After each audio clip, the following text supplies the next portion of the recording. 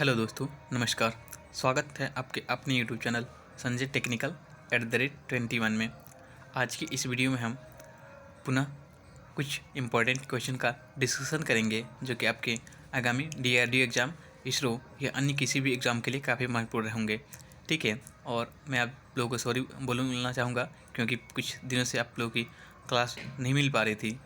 कि इसका वजह था कि मैं घर वापस आ गया था, तो मैं आज से जो है पुनः आपको प्रयास करूँगा कि आज जो है आज आज से आपको डेली वीडियो प्रोवाइड कराई जाए। ठीक है, और बैक में जितने भी आपकी रह गई थी वीडियो, उन सभी वीडियोज़ को भी हम 1-2 दिन में मतलब पूरी कोशिश करेंगे कि आपकी एक वीडियो सुबह में और एक वीडियो शाम को प्रोवाइड करें, ताकि आपके सीधे बैक में जितने भी आपके क्वेश्चन रह गए हैं वो सारे क्वेश्चन कंप्लीट हो जाएँ ऑन टाइम। ठीक है, तो चलिए ज़्यादा देरी न करते हुए आज के वीडियोज़ को शुरू करते हैं और आज के प्रश्नों को देखते हैं।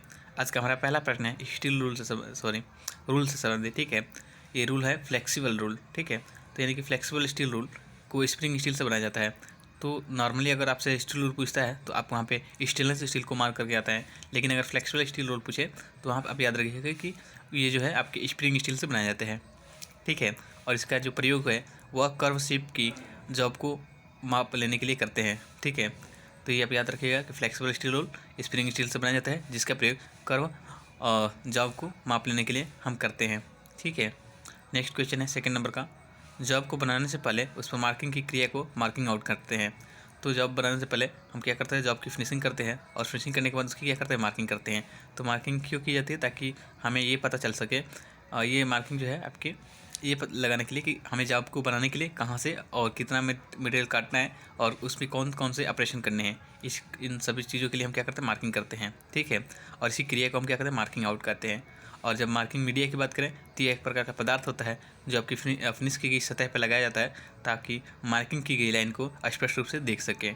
मार्किंग मीडिया आपके डिफरेंट टाइप के होते हैं, मुख्यतः आपके 4 प्रकार के मार्किंग मीडिया होते हैं। ठीक है, पहला होता है आपका वाइट वॉश, उसके बाद होता है प्रशियन ब्लू, उसके बाद कॉपर सल्फेट और सेलुलोज लेकर। ये 4 प्रकार के आपके मार्किंग मीडिया होते हैं, तो ये भी आपको याद रखिएगा। मार्किंग मीडिया से भी बहुत सारे क्वेश्चन आपके पूछे जाते हैं। ठीक है, तो जो है आपका वाइट वॉश होता है रफ सतहों के लिए प्रयोग किया जाता है, प्रशियन ब्लू फिनिशिंग सतहों के लिए प्रयोग किया जाता है और यह जल्दी सूख जाता है। ठीक है, उसके बाद कॉपर सल्फेट यह जहरीला होता है, और सेलुलोज लेकर यह आपका विभिन्न रंगों में उपलब्ध होता है।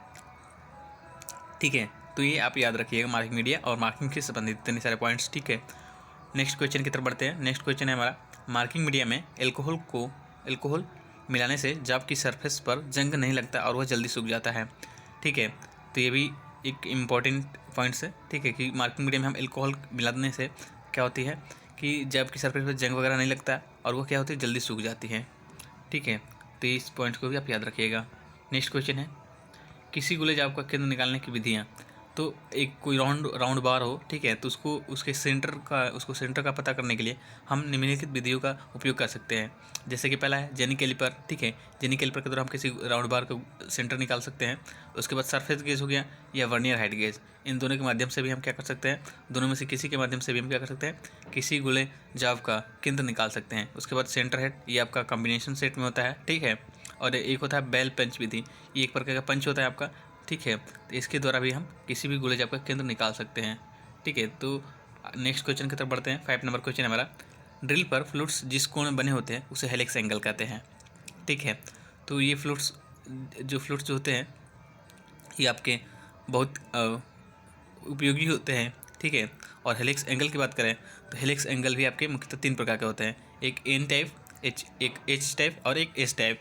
तो नॉर्मल, एक एन का मतलब हो गया नॉर्मल टाइप। ठीक है, यह सब साधारण पदार्थों के लिए प्रयोग किया जाता है। इसका एंगल पूछता है आपका, तो याद रखिएगा कि 10 to 13 डिग्री आपका इसका एंगल होता है। उसके बाद एक होता है एच टाइप, जिसका होता है 13 to 60 डिग्री। ठीक है, और एक होता है एस टाइप, यानी कि इसका एंगल होता है 35 to 40 डिग्री। ठीक है, तो ये एस टाइप जो होता है वो आपका सॉफ्ट मटेरियल के लिए यूज़ होता है। एन टाइप जो होता है वो नॉर्मल पदार्थों के लिए प्रयोग किया जाता है, और एच टाइप जो होता है वो हार्ड पदार्थों के लिए प्रयोग किया जाता है।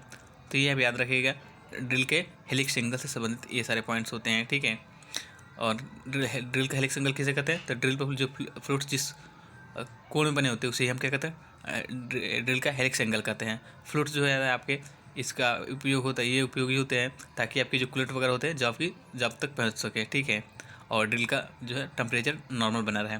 नेक्स्ट क्वेश्चन है 6 नंबर का, ड्रिल का चीजल एज एंगल 120 से 135 डिग्री तक होता है। तो ये भी आप याद रखें, इंपॉर्टेंट पॉइंट है कि ड्रिल का चीजल एज एंगल की बात करें तो 120 से लेकर के 135 डिग्री तक होता है। ठीक है, इसी प्रकार से यहाँ पर क्लियरेंस चीजल ड्रिल का क्लियरेंस एंगल की बात करें तो 12 to 15 डिग्री होता है, ये आप याद रखिएगा।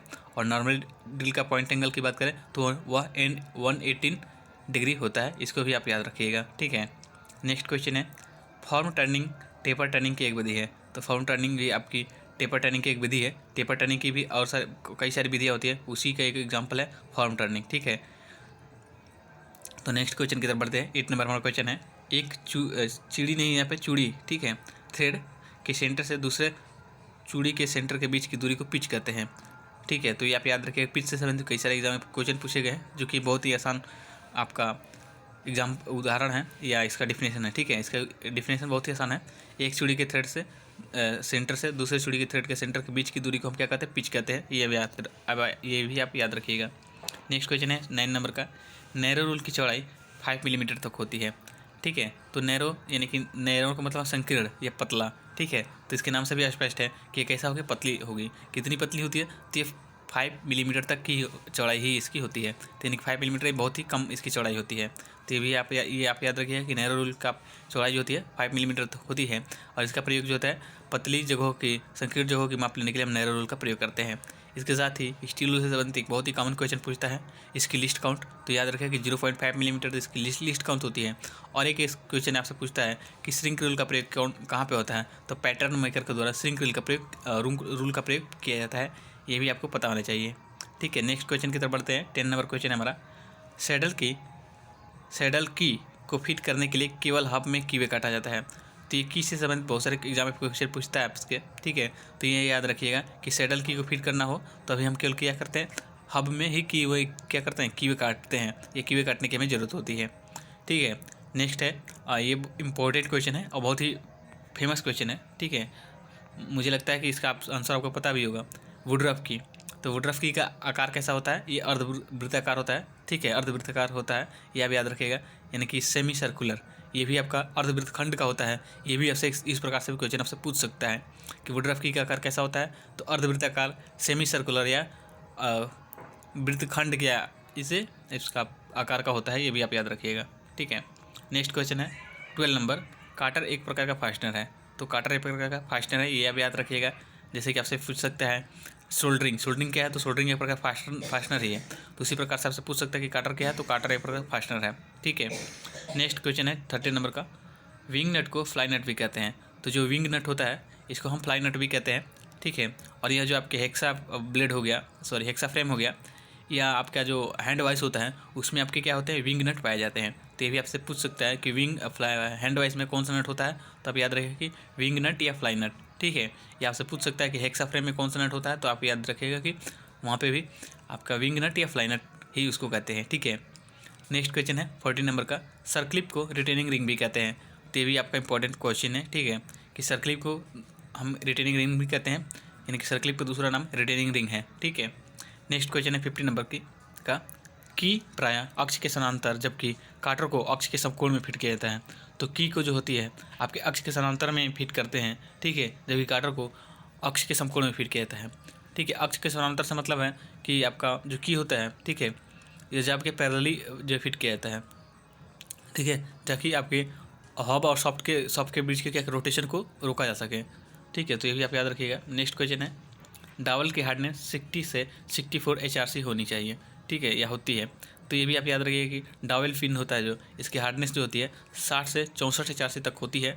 यह भी आप याद रखिएगा। ठीक है, नेक्स्ट क्वेश्चन है, उच्च टॉर्क को ट्रांसमिट करने के लिए जिब हिट की का प्रयोग करते हैं। यानी कि हाई टॉर्क को जहाँ पे हो उसको ट्रांसमिट करने के लिए हम जिब हिट की का प्रयोग करते हैं। तो ये इंपॉर्टेंट पॉइंट है, इसको आप याद कर लीजिएगा। ठीक है, नेक्स्ट क्वेश्चन है 18 नंबर की शियर स्ट्रेस के अंतर्गत आती है। तो ये मोस्ट इंपॉर्टेंट क्वेश्चन है, ये कई सारे एग्जाम में पूछा भी गया है कि की किसके अंतर्गत आती है। तो ये भी याद रखिएगा कि की जो है आपके शियर स्ट्रेस के अंतर्गत आती है।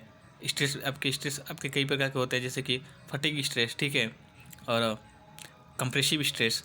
ठीक है, तो ये अब याद रखिएगा कि जो है आपका शियर स्ट्रेस के अंतर्गत आती है। नेक्स्ट क्वेश्चन है 19 नंबर का, लैपिंग के लिए डायमंड सबसे हार्ड एब्रेसिव है। तो लैपिंग करने के लिए आपके अलग अलग प्रकार के एब्रेसिव प्रयोग किया जाता है, ठीक है। तो लैपिंग में जो सबसे अधिक हार्ड एब्रेसिव है वो है आपका डायमंड, ठीक है। एब्रेसिव आपके मुख्यतः दो प्रकार के होते हैं, एक प्राकृतिक, एक क्या कहते हैं उसको, मानव निर्मित, यानी कि एक आर्टिफिशियल और एक नेचुरल, ठीक है।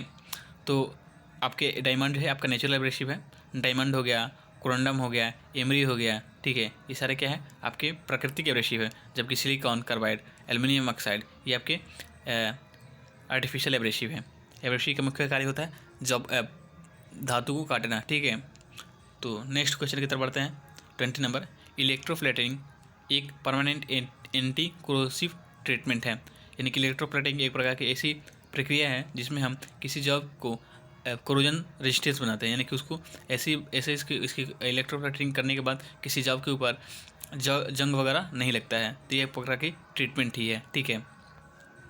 नेक्स्ट क्वेश्चन है, गैल्वेनाइजिंग एक semi permanent anti corrosive treatment है, और गैल्वेनाइजिंग है आपका semi permanent anti corrosive treatment है, जिससे आपके क्या होते हैं जॉब पे जंग वगैरह नहीं लगता। तो ये भी आप याद रखिएगा। नेक्स्ट क्वेश्चन है 22 नंबर का, पिकलिंग करने के लिए 15% वाला सल्फ्यूरिक एसिड का घोल प्रयोग किया जाता है। तो पिकलिंग के लिए आप याद रखिएगा, पिकलिंग के लिए जिसमें 15% सल्फ्यूरिक एसिड हो उसी घोल का प्रयोग किया जाता है, ठीक है।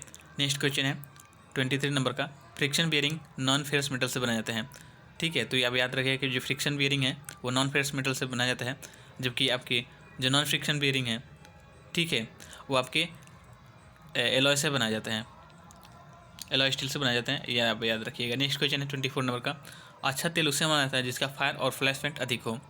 तो एक अच्छा तेल की क्वालिटी उसी को हम चूज़ करेंगे जिसका फायर पॉइंट और फ्लैश पॉइंट अधिक हो। फायर पॉइंट और फ्लैश पॉइंट क्या होता है उसके बारे में थोड़ा सा डिस्कशन कर लेते हैं। फायर पॉइंट किसी भी ऑयल का वह तापमान होता है जिससे उसका वह मैक्सिमम तापमान जिस पर वो क्या होता है उसमें आग लग जाती है, वो आग पकड़ लेता है। और फ्लैश पॉइंट वो होता है जो कि आपका किसी भी ऑयल का वह मैक्सिमम तापमान जिस पर उसमें आग नहीं पकड़ती बल्कि वह उसमें धुआं निकलता है या वो जलता नहीं है, ठीक है। तो उसी को हम क्या कहते हैं फ्लैश पॉइंट कहते हैं। नेक्स्ट और आज की इस वीडियो का अंतिम भी क्वेश्चन है, नर्वलाइजिंग के बाद जाप को स्थिर हवा में ठंडा किया जाता है। तो ये मोस्ट इंपॉर्टेंट क्वेश्चन है, आपसे कई सारे एग्जाम में पूछा जाता है कि नर्वलाइजिंग के बाद जाप को ठंडा किया जाता है, कहाँ पे किया जाता है, तो स्थिर हवा में ठंडा किया जाता है, रूम टेम्परेचर पर ठंडा किया जाता है, कि उसको क्या करते हैं खुली हवा में ठंडा किया। तो यहाँ से आपसे यहाँ पे आप याद रखिएगा कि नॉर्मलाइजिंग के बाद जाप को जो है स्थिर हवा में ठंडा करते हैं। तो ये 25 इंपॉर्टेंट क्वेश्चन थे जो आज की वीडियो में हमने कवर किए हैं। उम्मीद है वीडियो आपको पसंद आई होगी और आपको बहुत सारी नई चीज़ सीखने को इस वीडियो के माध्यम से मिली होगी। और वीडियो अच्छी लगी हो तो प्लीज़ वीडियो को लाइक कर दीजिएगा और चैनल पर नए हैं तो चैनल को सब्सक्राइब कर लीजिएगा, ठीक है। आज के लिए इतना ही, मिलते हैं नेक्स्ट वीडियो में, तब तक के लिए धन्यवाद, जय हिंद।